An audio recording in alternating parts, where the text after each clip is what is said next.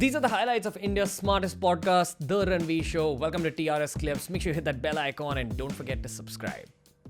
Why do you think the graveyard or the Mashan Ghat is so powerful? Because I've heard people say meditation in graveyards is like more intense, etc., etc. Again, even I've been meditating for years now. I'd also be scared to like enter a graveyard and meditate because certain channels open up in your mind and body when you are meditating. And again, what you've read theoretically in the past, like what I've read theoretically in the past, is that your body's kind of like an open tube. Sometimes it can become an open tube while you're meditating, and you don't want things to enter your body. So it's a tradition followed by Aghoris for thousands of years.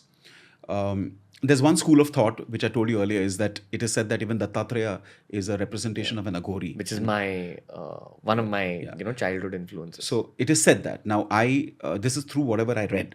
But the question is, why do they go to the cremation ground especially? And no other sect of sadhus do that, right? Even Naga sadhus don't do that.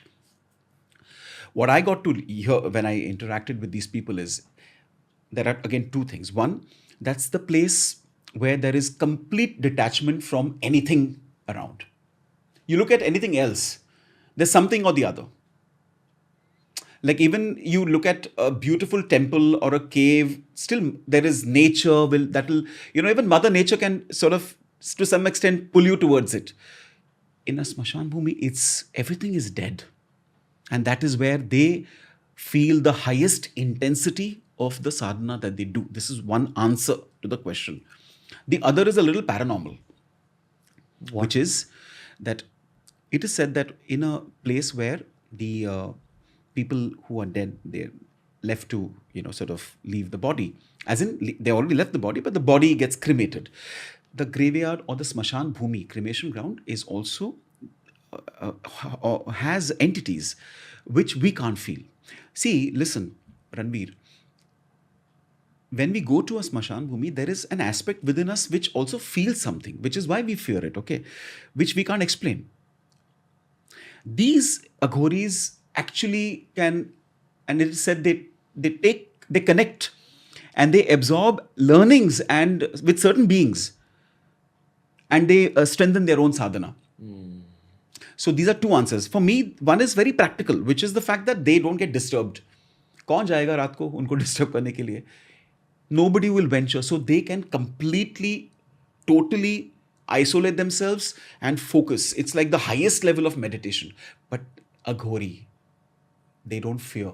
We won't be able to do that because all we will be thinking about is everything around us.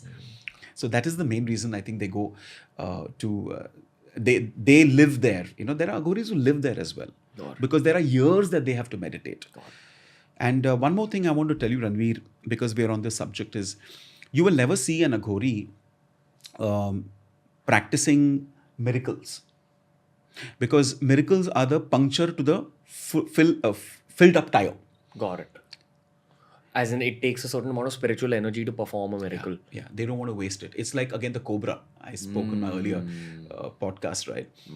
A cobra will never, by the way, you know that, right? A cobra, many people die of cobra bite when there's no venom that has been injected. It's a dry bite.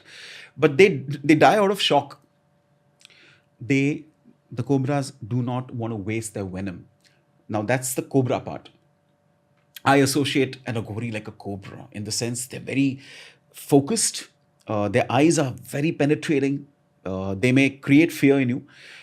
But they will never, ever, from what I have researched, demonstrate or try to show off the strengths that they have. What we know is from what we have perceived, we've heard. And maybe when you or I meet them in person and without any videos and all, they'll probably reveal something.